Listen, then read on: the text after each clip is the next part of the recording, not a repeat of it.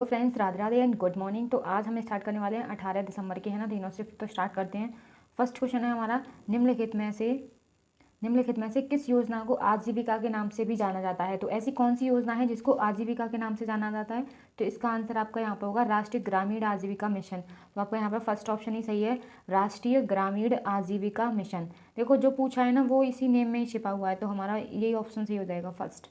Second question है, निम्नलिखित में से कौन सी फसल हरियाणा और पंजाब में एक व्यावसायिक फसल है लेकिन उड़ीसा में एक निर्वाह फसल? देखो, यानी कि व्यावसायिक फसल का मतलब है कि ज़्यादातर व्यवसाय किया जाता है हरियाणा और पंजाब में इस फसल का, तो वो कौन सी है? इसका ऑप्शन आपका यहाँ पे सही होगा, फोर्थ ऑप्शन, चावल। और उड़ीसा में उतनी ही उगाई जाती है जितनी ओनली मतलब खाने के लिए वहाँ के लिए योग्य हो। वो लोग इतना व्यापार नहीं करते चावल का। तो कौन से दो राज्य हैं जो ज़्यादा व्यापार करते हैं चावल का? तो हरियाणा और पंजाब कह सकते हैं। और फसल है आपकी चावल। ये धान भी कहते हैं शायद इसको, धान की खेती होती है इनके लिए। चावल के लिए जो पानी की ज़रूरत होती है ना वो बहुत ज़्यादा होती है। क्वेश्चन नंबर थर्ड पे चलते हैं। क्वेश्चन नंबर थर्ड है यहाँ पे, सिंधु घाटी सभ्यता के निम्नलिखित में से किस स्थल से जुते हुए खेत के साक्ष्य मिले थे? तो कौन सा स्थल ऐसा था कि जिससे जुते हुए साक्ष्य मतलब उस खेत से जुते हुए खेत के साक्ष्य मिले थे? तो इसका ऑप्शन आपका यहाँ पे सही होगा। यहाँ पे कौन सा है? कालीबंगा। कालीबंगा जो है ये राजस्थान में है। इस जगह पे क्या हुआ था कि मतलब ऐसा लगा था कि जैसे यहाँ पे ये लोग खेती करते हों, है ना, या फिर इसके बारे में जानते हों। देखो, कालीबंगा की जो खुदाई की गई थी वो 1951 में की गई थी, जो कि किसने करवाई थी? बी के थापड़ और बीवी लाल ने करवाई थी। मतलब कालीबंगा का मतलब कह सकते हैं, इसका अर्थ होता है कालीबंगा का काली मिट्टी की चूड़ी। ठीक है, यहाँ पे चूड़ियाँ भी मिली थी, यहाँ अलंकृत कुछ ईंट भी मिली थी, चूड़ी, जुते हुए खेत का हल, है ना, और हवन कुंड वगैरह जो थे वो मिले थे। ये राजस्थान में घग्गर नदी के किनारे स्थित है। कहाँ पर? घग्गर नदी के किनारे, राजस्थान में। देखो, कालीबंगा नेम से आपको एक चीज़ और याद आ रही होगी कि जब हमने क्वेश्चन करे थे तो कालबेलिया जो डांस था ना वो भी राजस्थान का था। तो कालीबंगा से ही बन गया कालबेलिया। तो कालबेलिया और कालीबंगा याद रखना आप। और यहाँ पे फर्स्ट ऑप्शन है जैसे कि मोहनजोदड़ो। मोहनजोदड़ो क्या है? ये भी यहाँ पे मतलब एक हड़प्पा सभ्यता का मतलब सिंधु घाटी सभ्यता का एक स्थल है, जो कि यहाँ पे स्नान घाट मतलब मिला था। बहुत सबसे बड़ा हवन या इमारत कहते हैं। यहाँ इसको मृतकों का टीला भी कहा जाता है। क्या? मृतकों का टीला भी कहते हैं मोहनजोदड़ो। और जो लोथल है ये क्या है? ये एक बंदरगाह के लिए फेमस है। मतलब यहाँ पे बंदरगाह था, उसके साक्ष्य मिले थे। यहाँ पे जो खुदाई करवाई थी वो 1954 में किसने करवाई थी? रंगनाथ राव ने करवाई थी। किसने? रंगनाथ राव ने। और यहाँ पे गोदीवाड़ा जिला मिलाता है ना, और घर के जो दरवाजे थे वो सड़कों की ओर खुले मिले थे जब इसकी खुदाई करवाई गई थी लोथल की। जैसे यहाँ पे एक और है, फोर्थ ऑप्शन है हमारा वनावली। देखो, वनावली जो है इसकी खुदाई 1974 में रविंद्र सिंह ने करवाई थी। किसने करवाई थी? रविंद्र सिंह ने। और ये हरियाणा में है। कहाँ पर है? हरियाणा में, रंगोई नदी के पास है ना। यहाँ पे क्या हुआ था कि जो जल निकासी की जो सुविधा थी ना वो नहीं थी, जिस कारण जो पानी का जो सोखता है, मतलब अगर देखो बाहर पानी निकालने के लिए कोई यानी कि फैसिलिटी नहीं है, तो उन्होंने क्या किया था, उन लोगों ने उस टाइम के घर के अंदर ही उन्होंने सोखता बनवाया था कि जो पानी है वो ज़मीन के अंदर जा सके। तो ये जो चीज़ मिली थी ये कहाँ पर मिली थी? वनावली में। और यहाँ की जो सड़कें थी ना वो टेढ़ी मेढ़ी थी। कैसी थी? टेढ़ी मेढ़ी। तो मुझे लगता है कि आपको यहाँ पे इंडस वैली से कुछ क्वेश्चन क्लियर हो गए होंगे, और जो भी मैंने बताया है ना ये बहुत इंपॉर्टेंट है, आपको किसी न किसी पेपर में दिख ही जाए। देखो, क्वेश्चन नंबर 4 पर जाने से पहले इन पिक्चर्स को और देख लेते हैं। मोहनजोदड़ो यानी कि ये है आपकी जगह, है ना। इसको मृतकों का टीला कहा जाता है, जैसा कि मैंने आपको भी बताया है ना। और ये है आपका यहाँ पे लोथल। देखो, ये नदी के किनारे स्थित है, मतलब यहाँ पे बंदरगाह था, है ना, आयात निर्यात होता था उस टाइम पे। और इसके जो दरवाजे थे वो किसकी ओर खुले मिले थे? सड़कों की तरफ खुलते हैं। इस तरीके के यहाँ पे घर बने हुए थे। और क्या था यहाँ पे? फारस की मोहर भी मिली थी लोथल में। क्या मिला था? फारस की मोहर। तो अभी मैंने इनके बारे में डिस्कस करी थी। और जो वनावली है, और वनावली की मैंने बताई थी कि जो खुदाई थी वो रविंद्र सिंह ने करवाई थी। और यहाँ पे जल निकासी की सुविधा नहीं थी। तो ये जो बना हुआ है ये क्या है? जल सोख रहा है, यानी कि पानी को सोखने के लिए। ठीक है, कुछ इनमें यानी कि होल किया जाता है जिससे पानी है वो जमीन के अंदर मिट्टी में जा सके। नेक्स्ट क्वेश्चन है हमारा, क्वेश्चन नंबर 4, बहमनी शासक हुमायूं शाह द्वारा निम्नलिखित में से किसे मलिक उत तुज्जर यानी कि सौदागरों के मुखिया की उपाधि दी गई थी? तो ये जो उपाधि दी गई थी वो किसको दी गई थी? जो दी गई थी महमूद गवान को। किसको दी गई थी? महमूद गवान। तो 4 का आंसर आपका यहाँ पे 2 सही होगा। देखो, जो महमूद गवान है ये बहमनी सल्तनत में प्रधानमंत्री थे। पहले कौन थे? प्रधानमंत्री थे। और फारस में यानी कि जो इनकी फारसी भाषा थी, और गणित में ये बहुत इंटेलिजेंट थे, मतलब ज्ञाता कह सकते हैं। ये कवि भी थे और कवि के साथ ये लेखक भी थे। कर्नाटक में इन्होंने एक मदरसा बनाया था जो कि ये रहा। क्वेश्चन नंबर 5 है, मेजर ध्यानचंद खेल रत्न पुरस्कार 2021 खिलाड़ियों को दिया गया था। तो कितने खिलाड़ियों को मेजर ध्यानचंद 2021 प्राप्त हुआ था? देखो, मैंने कल की वीडियो में यही क्वेश्चन आया था, उसमें अर्जुन पुरस्कार पूछे थे जो कि 35 खिलाड़ियों को मिले थे। यहाँ पे पूछिए मेजर रत्न, मैंने कल भी डिस्कस किया था, आज भी बता दे रही हूँ मैं। इसका आंसर आपका यहाँ पे होगा 12। मेजर ध्यानचंद जो खेल रत्न पुरस्कार है वो 12 खिलाड़ियों को दिया गया था। अब वो कौन कौन है, वो ये रहे। नीरज चोपड़ा हैं, नीरज चोपड़ा जो कि एथलेटिक्स हैं, रवि कुमार कुश्ती से रिलेटेड है, लवलीना बोरगोहेन मुक्केबाजी, PR Sreejesh hockey, Avani Lekhara para shooting, Sumit Antil para athletic, Pramod Bhagat para badminton, Krishna Nagar para badminton, Manish Narwal para shooting, Mithali Raj cricket, है ना, सुनील छेत्री फुटबॉल और मनप्रीत सिंह हॉकी। तो ये इन 12 को आप अच्छी तरीके से लर्न कर लेना, क्योंकि इसमें जो भी खिलाड़ी दिए हैं ना वो बहुत इंपॉर्टेंट है। पूछ लेगा क्वेश्चन में आपको, कभी किसी पेपर में पूछ सकता है, SSC का, पुलिस का, किसी का भी हो, कि जैसे मान लो उन्होंने पूछ लिया कि मनीष नरवाल किससे संबंधित है, किस खेल से संबंधित है, तो आप पैरा शूटिंग से बता सकते हैं। नीरज चोपड़ा, देखो नीरज चोपड़ा का क्वेश्चन ये आता है कि नीरज चोपड़ा है वो किससे संबंधित हैं, और उन्होंने जो ओलंपिक में जो भाला फेंका था वो कितनी दूरी तक फेंका था, क्योंकि वो क्वेश्चन जो था, मतलब उन्होंने जितनी दूरी तक फेंका था शायद 87.85 या 55 के आसपास था, है ना। ये क्वेश्चन SSC CHSL में आया था, तो 87.55 वाला। क्वेश्चन नंबर 6 है हमारा, 2021 में घरेलू कामगारों पर पहले अखिल भारतीय सर्वेक्षण को झंडी दिखाई, जिसे 1 साल में पूरा किया जाने का प्रस्ताव दिया था। तो इसे किस मंथ में उन्होंने ये झंडी दिखाई थी? तो इसका आंसर आपका यहाँ पे होगा नवंबर। कब? नवंबर 2021 में घरेलू कामगारों पर पहले अखिल भारतीय सर्वेक्षण को झंडी दिखाई, और जिसे 1 साल में क्या करना था, पूरा किया जाने का प्रस्ताव था। तो हमारा फर्स्ट क्वेश्चन नंबर 7 है, वर्ष 1913 में गदर पार्टी की स्थापना किसने की और भारत में सशस्त्र क्रांति के लिए प्रयास किए? तो गदर पार्टी की स्थापना किसने की थी? तो इसका आंसर आपका यहाँ पे होगा लाला हरदयाल। किसने की थी? लाला हरदयाल को इसका श्रेय जाता है गदर पार्टी की स्थापना का। उन्होंने कब की थी? 1913 में। ठीक है, आप अच्छी तरीके से लर्न कर लेना 1913। इनके बारे में कुछ पॉइंट्स और पढ़ लेते हैं हम, जैसे कि लाला हरदयाल जो है उनका जन्म 14 अक्टूबर 1884 को दिल्ली में हुआ था, है ना। भारतीय स्वतंत्रता संग्राम के उन अग्रणी क्रांतिकारियों में ये भी माने जाते हैं भगत सिंह की तरह। इन्होंने विदेश में रहने वाले भारतीयों को देश की आज़ादी की लड़ाई में योगदान के लिए प्रेरित किया था और प्रोत्साहित भी किया था। इसके लिए उन्होंने अमेरिका में जाकर गदर पार्टी की स्थापना करी। जो गदर पार्टी की स्थापना की गई थी वो कहाँ की गई थी? अमेरिका में की गई थी। वहाँ उन्होंने प्रवासी भारतीयों के बीच देशभक्ति की भावना जागृत की। मतलब जो हमारे इंडिया के जो लोग थे वो विदेशों में जो रह रहे थे, अपनी स्टडी कर रहे थे या जो भी कुछ, तो उनको उन्होंने यहाँ पे प्रोत्साहित किया था अमेरिका में कि आपको अपने देश के खिलाफ आवाज़ उठानी चाहिए, है ना, हमें आज़ाद होना चाहिए, जो भी था। काकोरी कांड का ऐतिहासिक फैसला आने के बाद सन 1927 में लाला हरदयाल को भारत लाने का प्रयास भी किया गया था, लेकिन ब्रिटिश सरकार ने क्या किया? अनुमति नहीं दी थी इसके लिए। इसके बाद 1938 में उन्होंने पुनः प्रयास करने पर अनुमति की, और फिर उन्हें अनुमति मिली भी, तो भारत लौटते समय रास्ते में ही 4 मार्च 1939 को अमेरिका के महानगर यानी कि फिला के रास्ते में ही, वो हमारे इंडिया भी नहीं आ पाए थे, तभी रास्ते में ही उनका निधन हो गया था अमेरिका के फिलाडेल्फिया में। हमारे लिए इंपॉर्टेंट इस क्वेश्चन में ये है कि गदर पार्टी की जो स्थापना थी वो किसने की थी? तो लाला हरदयाल ने की थी। और आपको एक चीज़ और पता चल गई होगी कि ये अमेरिका में की गई थी, और इन्होंने जो प्रवासी भारतीय थे उनको प्रोत्साहित किया था देश की स्वतंत्रता के लिए। नेक्स्ट क्वेश्चन पर चलते हैं। क्वेश्चन नंबर 8 है, किसने इस बात की वकालत की थी कि भारत वास्तव में तभी स्वतंत्र होगा जब उसके सबसे गरीब लोग मानवीय पीड़ा से मुक्त होंगे? तो ये चीज़ किसने कही थी? तो इसका आंसर आपका यहाँ पे होगा महात्मा गांधी। महात्मा गांधी जी ने कहा था कि हम भारत को तभी आज़ाद मान सकते हैं, है ना, स्वतंत्र मान सकते हैं, जब जो वहाँ के जो गरीब लोग हैं उनकी जो पीड़ा है वो उससे मतलब मुक्त होंगे। तो ये महात्मा गांधी का आंसर आपका यहाँ पे होगा ब्रेन। क्या होगा? ब्रेन। क्वेश्चन नंबर 10 पे चलते हैं। सोनालिका किस खाद्यान्न से संबंधित HYV है? तो जो सोनालिका है वो किस खाद्यान्न से रिलेटेड है? तो फोटो से समझ गए ना, इसका आंसर क्या हो सकता है? गेहूं। देखो जो सोनालिका है ना, ये गेहूं की एक किस्म होती है। क्या होती है? किस्म, यानी कि वैरायटी कह सकते हैं। सोनालिका होती है, कल्याण सोना होती है ना, और छोटी लरमा भी होती है, अर्जुन सुजाता, है ना, और लरमा रोजो। ये भारत में गेहूं की कुछ किस्में होती हैं, तो सोनालिका भी उन किस्मों में से एक है। तो ये भी किसकी किस्म है? गेहूं की। तो इसका आंसर आपका फर्स्ट हो गया। क्वेश्चन नंबर 11 है, मलयालम नववर्ष के अवसर पर निम्नलिखित में से किस देवता की पूजा की जाती है? तो किस देवता की पूजा की जाती है? तो इसमें की जाती है भगवान विष्णु की पूजा। किसकी? भगवान विष्णु। तो आपका यहाँ पे थर्ड ऑप्शन करेक्ट होगा। क्वेश्चन नंबर 12 है शैला एक लोक नृत्य है जो बांस की छड़ियों के साथ किया जाता है। तो ये किस राज्य में किया जाता है शैला डांस? तो ये आपका डांस होगा यहाँ पे छत्तीसगढ़ का। कहाँ का होगा?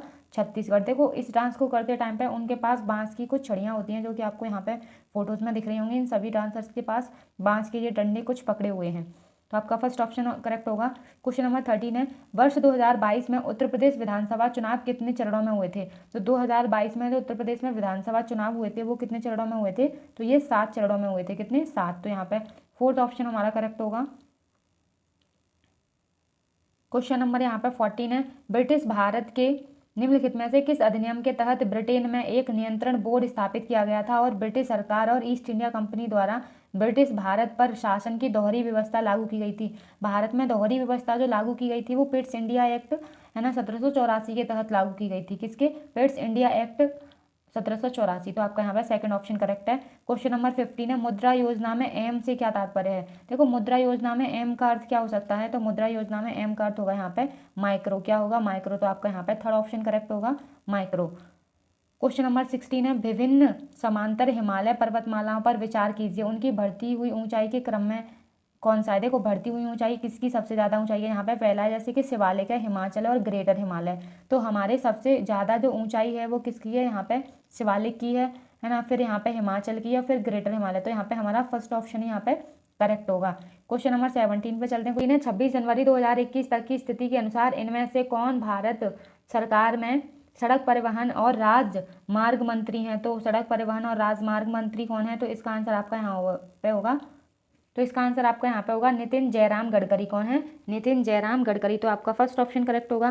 क्वेश्चन नंबर 18 है निम्नलिखित में से कौन सा ऐसा स्पेस टेक स्टार्टअप है जिसने लाइट रिडक्शन एंड रेंजिंग तकनीक पर आधारित भारत का पहला in orbit space debris monitoring और ट्रैकिंग सिस्टम विकसित किया है? तो ऐसा कौन सा स्पेस टेक स्टार्टअप है? तो इसका आंसर आपका यहाँ पे होगा डिजी अंतरा, यानी कि थर्ड ऑप्शन सही होगा। डिजी अंतरा रिसर्च एंड टेक्नोलॉजी यानी कि DRT।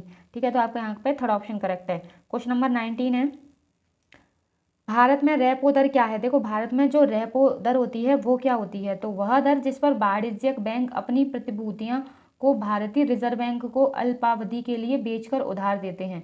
तो बेचकर उधार देते हैं वो, है ना, RBI को कुछ टाइम के लिए। तो इसका ऑप्शन आपका यहाँ पे करेक्ट कौन सा होगा? तो यहाँ पे थर्ड ऑप्शन करेक्ट है। वह दर जिस पर वाणिज्यिक बैंक अपनी प्रतिभूतियों को भारतीय रिजर्व बैंक को अल्पावधि के लिए बेचकर उधार लेते हैं। समिति द्वारा प्रारंभ में कितने मौलिक कर्तव्यों की सिफारिश की गई थी? तो कितने मौलिक कर्तव्यों की सिफारिश की गई थी? तो ये की गई थी 8 मौलिक कर्तव्यों की। कितने? 8 मौलिक कर्तव्यों की। देखो जो मौलिक कर्तव्य हैं वो हमारे भाग 4 क में आते हैं और आर्टिकल 51A में आते हैं। ठीक है, 51 के क में, जो कि मौलिक कर्तव्य हमारे संविधान में 42वें संविधान संशोधन यानी कि 1976 के तहत इनको जोड़ा गया था, जो सरदार स्वर्ण सिंह समिति की सिफारिश पर। क्वेश्चन नंबर अब हम आगे करने वाले हैं सेकंड शिफ्ट के GS के क्वेश्चन, है ना, तो अभी बने रहना आप। तो क्वेश्चन नंबर 1 है निम्नलिखित में से कौन सा विकल्प भारत के संविधान के अनुसार मौलिक कर्तव्य नहीं है? तो इन 4 में से कौन सा ऐसा विकल्प है जो कि हमारे संविधान के अकॉर्डिंग हमारा मौलिक कर्तव्य नहीं है? तो आपका यहाँ पे फर्स्ट ऑप्शन ही करेक्ट होगा, करों का भुगतान करने का कर्तव्य। देखो करों का भुगतान करने का कर्तव्य ऐसी कोई बात हमारे संविधान के मौलिक कर्तव्य में नहीं कही गई। क्या क्या कहा गया है? भारत के राष्ट्रध्वज का सम्मान करने का हमारा कर्तव्य है, भारत के राष्ट्रगान का हमारा कर्तव्य और देश की संप्रभुता और अखंडता की रक्षा करने का कर्तव्य है, लेकिन करों का भुगतान करना ये नहीं है। तो हमारा आंसर क्या होगा? यहाँ पे फर्स्ट होगा। क्वेश्चन नंबर 2 है हाल ही में अगस्त 2022 में IIT गुवाहाटी के शोधकर्ताओं द्वारा विकसित ने किण्वन समय को 48 घंटे के बजाय कितने घंटे तक कम कर दिया है? तो उन्होंने कर दिया है, इसका आंसर है 15 घंटों तक। कितने घंटों तक कम कर दिया है? 15 घंटों तक। तो फर्स्ट ऑप्शन करेक्ट है। क्वेश्चन नंबर 3 है निम्नलिखित में से कौन मुंबई में प्रार्थना समाज के संस्थापक थे? तो प्रार्थना समाज की किसने की थी? इसकी स्थापना करी थी यहाँ पे आत्माराम पांडुरंग ने। किसने की थी? आत्माराम पांडुरंग। तो यहाँ पे सेकंड ऑप्शन करेक्ट होगा। तो हमारा यहाँ पे सेकंड ऑप्शन करेक्ट होगा कौन सा? आत्माराम पांडुरंग, है ना। देखो आत्माराम पांडुरंग को हमें प्रार्थना समाज से कैसे समझना है कि प्रार्थना की जाती है जब हमारी आत्मा कैसी होती है? शांत होती है। तो आत्मा और प्रार्थना, ठीक है, तो यहाँ पे आप सेकंड से समझ जाएंगे इससे। क्वेश्चन नंबर 4 है जनगणना वर्ष 1951 से 2011 तक जनसंख्या घनत्व में कुल कितनी वृद्धि हुई है? तो जनसंख्या घनत्व में कितनी वृद्धि हुई है 1951 से 2011 तक? तो ये हुई है यहाँ पे 3 गुना से भी अधिक। कितनी? 3 गुना से भी अधिक वृद्धि हुई है। तो यहाँ पे 4 ऑप्शन करेक्ट होगा। क्वेश्चन नंबर 5 क्वेश्चन नंबर 5 है, गोवा को राज्य का दर्जा मिलने के बाद से मार्च 2022 तक की गोवा की वर्तमान विधानसभा है, तो कौन सी विधानसभा थी वर्तमान, मतलब 2022 तक की, तो ये थी उनकी 8वीं विधानसभा। कौन सी थी? 8वीं। थर्ड ऑप्शन करेक्ट होगा। क्वेश्चन नंबर 6, निम्नलिखित में से क्वेश्चन नंबर 6 है, निम्नलिखित में से कौन सा कथन सही नहीं है, तो कौन सा कथन सही नहीं है, तो इसका आंसर आपका यहाँ पे होगा थर्ड ऑप्शन करेक्ट होगा। आरक्षित नकदी निधि अनुपात जमा राशियों द्वारा इक्वल होता है जमा राशियों का प्रतिशत, जिसे बैंक को भारतीय रिजर्व बैंक के पास आरक्षित नकदी निधि के रूप में रखना होता है, तो यहाँ पे थर्ड ऑप्शन करेक्ट है। क्वेश्चन नंबर 7, भारत में केंद्र सरकार द्वारा किस तिथि को वार्षिक बजट पेश किया जाता है, तो किस तिथि को वार्षिक बजट पेश किया जाता है, इसका आंसर आपका यहाँ पे होगा फरवरी के पहले दिन। कब करते हैं? फरवरी के पहले दिन जो केंद्र सरकार है वो वार्षिक बजट पेश करती है, तो हमारा यहाँ पे सेकंड ऑप्शन करेक्ट होगा। क्वेश्चन नंबर 8 है, दिल्ली चलो का आह्वान निम्नलिखित में से किस नेता ने किया था, तो दिल्ली चलो किसने कहा था, तो ये कही थी सुभाष चंद्र बोस ने। बात किसने कही थी? सुभाष चंद्र बोस। देखो ये फोटो में कुछ पॉइंट्स हैं, इसीलिए मैंने इस फोटो को लिया था। 18 अगस्त 1945 को नेताजी सुभाष चंद्र बोस जिस प्लेन से जा रहे थे तो वे लापता हो गए थे। क्या हो गए थे? लापता। 5 दिन बाद टोक्यो रेडियो ने प्लेन के क्रैश होने और नेताजी के निधन की जानकारी दी। देखो जब 18 अगस्त को तो वो जा रहे थे, है ना, नेताजी जो थे, और उसके 5 दिन बाद ही जो प्लेन में जिसमें गए थे, तो मतलब वहाँ से जो खबर मिली उसमें मिला, पता चला कि जो नेताजी हैं वो प्लेन है जो वो क्रैश हो गया है ना, तो यानी कि उनका निधन हो गया है उसमें। लेकिन निधन के कुछ सालों बाद उन्हें अलग अलग जगह देखे जाने के दावे किए जाते हैं, पर फाइनल नहीं पता कि वो कहाँ पे गए थे। क्वेश्चन नंबर 9 है, निम्नलिखित में से किस मुगल शासक ने खानवा के युद्ध में राणा सांगा को हराया था, तो खानवा के युद्ध में राणा सांगा को किसने हराया था, तो बाबर ने हराया था। बाबर ने जो हमारी इंडिया में शासन किया था वो 1526 से और 1530 तक किया था। कब तक? 1530 तक। इनके जो पिताजी का नाम था वो था उमर शेख। क्या था? उमर शेख, जो कि फरगना के शासक थे। देखो बाबर है ना मुगल साम्राज्य का हमारे भारत में यानी कि जो सम्राट माना जाता है, क्योंकि बाबर ने स्थापना की थी मुगल साम्राज्य की। बाबर के पुत्र का नाम क्या था? हुमायूं, और हुमायूं के पुत्र का नाम था अकबर।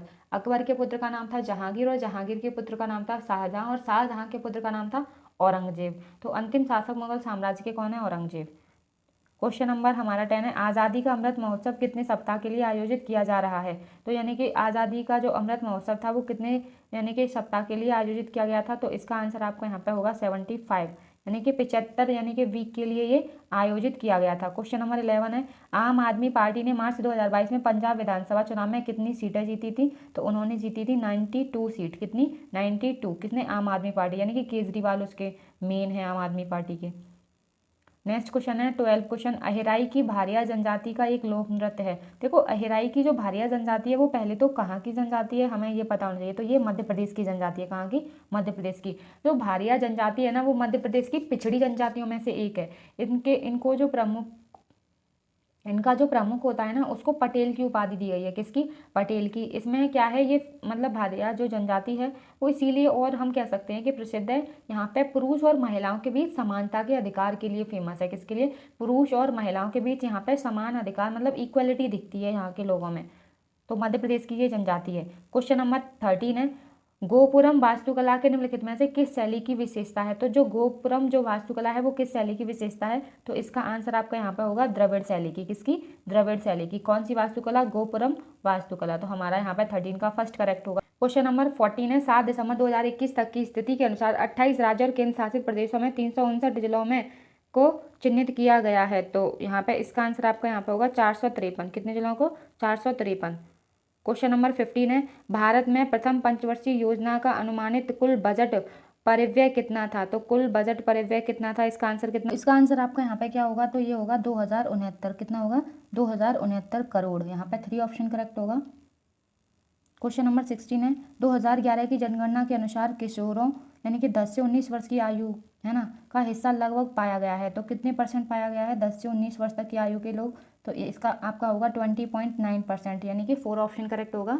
जो लोग हैं हमारी इंडिया में किशोर अवस्था के वो कितने हैं? 20.9% है। क्वेश्चन नंबर 17 है, कुमाऊं हिमालय के बीच स्थित है। देखो कुमाऊं हिमालय के बीच कौन सी नदियां स्थित हैं, तो यहाँ पे सतलज और काली नदी। कौन सी है? सतलज और काली नदी। देखो ये रहा सतलज नदी है और ये कौन सी है, काली नदी। ठीक है।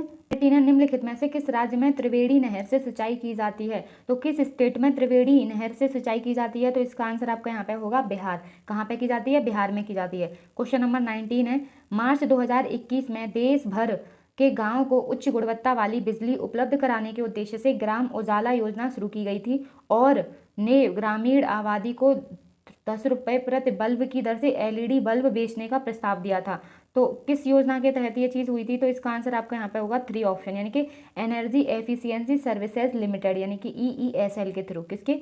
EESL के थ्रू। क्वेश्चन नंबर 20 है, निम्नलिखित में से किस राज्य ने ईवी विनिर्माण केंद्र बनाने के लिए अपनी इलेक्ट्रिक व्हीकल ईवी नीति 2022 को मंजूरी दी है? इलेक्ट्रिक बसों की बिक्री पर 100% SGST और पंजीकरण शुल्क की प्रतिपूर्ति की घोषणा की गई है। तो किस स्टेट के द्वारा की गई है? तो इसका आंसर आपका यहाँ पे होगा छत्तीसगढ़। देखो जी, जब मैंने कल की शिफ्ट कराई थी उसमें भी ये आंसर क्वेश्चन आया था कि जो ईवी इलेक्ट्रिक जो बस बनाई गई है वो किस कंपनी के द्वारा थी? तो वो अशोक कंपनी थी। कौन सी थी? अशोक कंपनी, है ना। और यहाँ पे ये छत्तीसगढ़ सरकार के द्वारा घोषणा की गई थी। तो यहाँ पे हमने 20 क्वेश्चन सेकेंड शिफ्ट के कर लिए हैं। अब हम करने वाले हैं यहाँ पे थर्ड शिफ्ट के 20 क्वेश्चन। तो अभी भी अपना सब्र बनाए रखना और वीडियो को पूरा देखना। क्वेश्चन नंबर फर्स्ट है यहाँ पे, क्या है? क्वेश्चन नंबर फर्स्ट है, आर्थिक सर्वेक्षण 2022 के अनुसार मार्च 2021 में भारत में टेलीफोन का उपयोग करने वाले उपभोक्ताओं की कुल संख्या कितनी है? तो टेलीफोन का उपयोग करने वाले भारत में कितने लोग हैं? तो वो हैं 1.2 अरब से भी अधिक। कितने? 1.2 अरब से भी अधिक लोग हैं जो कि टेलीफोन का यूज करते हैं। क्वेश्चन नंबर सेकंड, निम्नलिखित में से किसे भारतीय शास्त्रीय नृत्य संस्थान द्वारा प्रतिष्ठित अभिनंदन सरोजा राष्ट्रीय पुरस्कार 2021 प्राप्त हुआ था? तो किसको ये पुरस्कार प्राप्त हुआ है? तो इसका आंसर आपका यहाँ पे होगा अपर्णा सतीशन। किसको? अपर्णा सतीशन। जो अपर्णा सतीशन है वो क्या है? ये भरतनाट्यम की और कुचिपुड़ी नृत्यांगना है। क्या? भरतनाट्यम और कुचिपुड़ी। देखो, भरतनाट्यम आपका जो डांस है वो कहाँ का है? तो भरत तमिलनाडु में रहता है, तमिल का डांस है। और कुचिपुड़ी जो है वो कहाँ का डांस है? कुचिपुड़ी हमने अंधेरे में खाई थी, तो वो आंध्र प्रदेश का डांस है। क्वेश्चन नंबर 3 है यहाँ पे, जब मुद्रा का यथार्थ मूल्य नहीं होता है तो इस प्रकार की मुद्रा को क्या कहते हैं? जब उस मुद्रा का कोई मूल्य नहीं होता है, मतलब निश्चित फिक्स उसकी रेट नहीं होती है, तो उस मुद्रा को कहते हैं वैध मुद्रा। क्या कहते हैं? वैध मुद्रा। आपका फर्स्ट ऑप्शन करेक्ट होगा। क्वेश्चन नंबर 4 है, देखो अभी मैंने बताया था ना इस तरीके के क्वेश्चन आपको मिलेंगे यहाँ पे देखने के लिए। नीरज चोपड़ा स्वतंत्रता के बाद भारत के लिए एथलेटिक्स में ओलंपिक स्वर्ण पदक लाने वाले पहले भारतीय खिलाड़ी बने जब उन्होंने 2020 के टोक्यो ओलंपिक के पुरुषों की भाला फेंक स्पर्धा में कितने मीटर दूर तक भाला फेंककर ये उपलब्धि हासिल की थी? तो उन्होंने जो भाला फेंका था वो 87.58, कितना था? 87.58 मीटर दूरी पर फेंका था। तो आपका थर्ड ऑप्शन करेक्ट होगा। क्वेश्चन नंबर 5 है, भारत के संविधान में मूल रूप से कितने मौलिक अधिकार प्रदान किए गए थे? तो भारत के संविधान में जो मौलिक अधिकार दिए गए थे मूल रूप से, तो वो कितने थे? 7 दिए गए थे। कितने? 7 मौलिक अधिकार हमें दिए गए थे। 6 है यहाँ पे हमारा, सिंगालीला राष्ट्रीय उद्यान निम्नलिखित में से किस राज्य में स्थित है? तो सिंगालीला राष्ट्रीय उद्यान किस राज्य में स्थित है? तो इसका आंसर आपका यहाँ पे होगा फोर्थ ऑप्शन, पश्चिम बंगाल। पश्चिम बंगाल के दार्जिलिंग में है ये। 1992 में इसे एक राष्ट्रीय उद्यान यानी कि बनाया गया था। क्या बनाया गया था? राष्ट्रीय उद्यान 1992 में। क्वेश्चन नंबर 7 निम्नलिखित में से कौन सी विशेषता यौगिक की विशेषता है? तो कौन सी विशेषता यौगिक की विशेषता है? इसका आंसर आपका यहाँ पे होगा परिणामी पदार्थ के गुण उसके संघटकों के गुणों से भिन्न होते हैं। परिणामी पदार्थों के जो गुण होते हैं उनके संघटकों के गुणों से क्या होते हैं? भिन्न होते हैं। क्वेश्चन नंबर 8 है, निम्नलिखित में से किस वर्ष में महात्मा गांधी की 150वीं जयंती मनाई गई थी? तो किस वर्ष महात्मा गांधी की 150वीं जयंती मनाई गई? 2019। आपका थर्ड ऑप्शन यहाँ पे करेक्ट होगा। क्वेश्चन नंबर 9 है, भारत की जनगणना 2011 के अनुसार साक्षरता की दर की गई थी, सही विकल्प का चयन कीजिए। देखो महिलाओं की कितनी परसेंट थी उस टाइम पे? तो महिलाओं की जो थी वो थी 65% के समथिंग, 65.46% थी। और जो पुरुष थे वो कितने थे यहाँ पे? 82.14। और जो केरल की जो जनसंख्या थी वो कितनी थी? तो वो थी 94.0%। तो हमारा ये ऑप्शन कौन सा करेक्ट होगा? फर्स्ट का बी होना चाहिए और सेकंड का ए। तो फर्स्ट का बी, सेकंड का ए और 3 का सी। तो हमारा फर्स्ट ऑप्शन यहाँ पे करेक्ट होगा। कौन सा? फर्स्ट ऑप्शन आपका यहाँ पे ये वाला सही है। क्वेश्चन नंबर 10 है, निम्नलिखित में से किसने the other side of silence पुस्तक लिखी है? तो ये बुक किसने लिखी है? The other side of silence. ये पुस्तक लिखी गई है उर्वशी यानी कि बुटालिया के द्वारा। किसके द्वारा? उर्वशी बुटालिया के द्वारा। क्वेश्चन नंबर 11 है, असंगठित क्षेत्र की मदद के लिए भारतीय सरकार ने अगस्त 2021 में शुभारंभ किया था। तो अगस्त 2021 में उन्होंने क्या शुभारंभ किया था? तो ई श्रम कार्ड स्टार्ट किए थे, है ना। क्या स्टार्ट किए थे? ई श्रम कार्ड स्टार्ट किए थे। क्वेश्चन नंबर 12 है, निम्नलिखित में से कौन 1901 में शांति निकेतन के संस्थापक थे, जिसे मूल रूप से ब्रह्मचार्य आश्रम के रूप में नामित किया गया था। तो मूल रूप से ब्रह्मचार्य मतलब आश्रम के लिए नामित किया गया था, वो थे रविन्द्रनाथ टैगोर। कौन थे? रविन्द्रनाथ टैगोर। आपका 4 ऑप्शन करेक्ट होगा। क्वेश्चन नंबर यहाँ पे है हमारा 13, निम्नलिखित में से कौन सा भारत में हरित क्रांति के प्रमुख घटकों में एक नहीं था। तो कौन सा जो है वो हरित क्रांति में घटक नहीं माना जाता है, तो वो है बैंकिंग सुविधाएं। क्या है? बैंकिंग सुविधाएं। देखो हरित क्रांति कृषि से रिलेटेड है, तो HYV बीज है ना, कीटनाशक, सिंचाई सुविधा, तो ये बैंकिंग सुविधा कहाँ से आ सकती है, तो ये हरित क्रांति का घटक नहीं है। क्वेश्चन नंबर 14 है, अमरकंटक से निकलने वाली प्रमुख नदियाँ कौन सी हैं। तो अमरकंटक से कौन कौन सी नदी निकलती है, तो अमरकंटक से नर्मदा और सोन नदी निकलती है। कौन सी? नर्मदा और सोन नदी। तो 14 का आपका यहाँ पे फर्स्ट ऑप्शन करेक्ट होगा। क्वेश्चन नंबर यहाँ पे 15 है, फरवरी 2022 में निम्नलिखित में से किस राज्य सरकार ने शहरी क्षेत्रों में 100 दिन का रोजगार उपलब्ध कराने के उद्देश्य से इंदिरा गांधी शहरी रोजगार गारंटी योजना शुरू की थी। तो किस सरकार के द्वारा इंदिरा गांधी शहरी यानी कि रोजगार गारंटी योजना स्टार्ट की गई है, तो इसका ऑप्शन आपका यहाँ पे करेक्ट है 4 ऑप्शन, यानी कि राजस्थान सरकार द्वारा। किसकी? राजस्थान सरकार। क्वेश्चन नंबर 16 है, मोहनजोदड़ो में पाई गई नृत्यांगना यानी कि डांसिंग जो गर्ल्स है वो किस चीज़ की बनी हुई है, तो वो बनी हुई है यहाँ पे कांसे की। तो ये आपका मोस्ट इंपोर्टेंट क्वेश्चन है, कांसे की, है ना। मोहनजोदड़ो में पाई गई नृत्य करते हुए लड़की एक कलाकृति है, यानी कि ये जो है ये यहाँ पे मुंह पे मिली थी खुदाई के टाइम पे, है ना, जो लगभग 4500 साल पुरानी है। कितनी? 4500 साल पुरानी है। और मोहनजोदड़ो के एक घर से 1926 में नाचने वाली लड़की की यानी कि 10.8 सेंटीमीटर लंबी प्रतिभा जो है कांसे से बनी हुई है। किसकी? कांसे की बनी हुई है।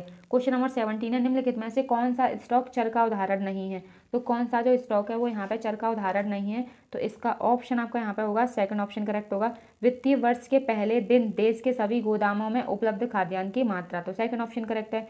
क्वेश्चन नंबर 18 है, निम्नलिखित में से किस राजपूत शासक को बाबर ने 1527 में खानवा में हराया था। तो खानवा का युद्ध हुआ था, उसमें बाबर ने किसको हराया था? राणा सांगा को हराया था। किसको? राणा सांगा, यानी कि बाबर और राणा सांगा के बीच ये युद्ध हुआ था। कौन सा? खानवा का युद्ध।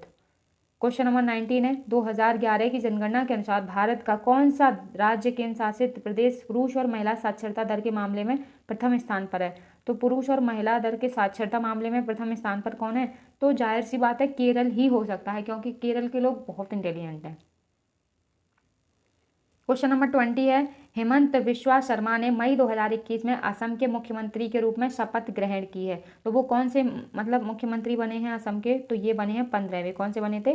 15वें बने थे 2021 में। देखो ये असम के स्वास्थ्य मंत्री भी रह चुके हैं। कौन? हेमंत बिस्वा जो है वो असम के क्या रह चुके हैं? हेल्थ मिनिस्टर, यानी कि स्वास्थ्य मंत्री कह सकते हैं। तो अब हमने सारी वीडियोस कंप्लीट। तो thank you so much guys video को पूरा देखने के लिए। अगर आपको वीडियो अच्छा लगा है तो लाइक कर सकते हैं और कमेंट करके बताना कि आपको वीडियो कैसा लगा। तो अगर आपने चैनल सब्सक्राइब नहीं किया है तो चैनल को सब्सक्राइब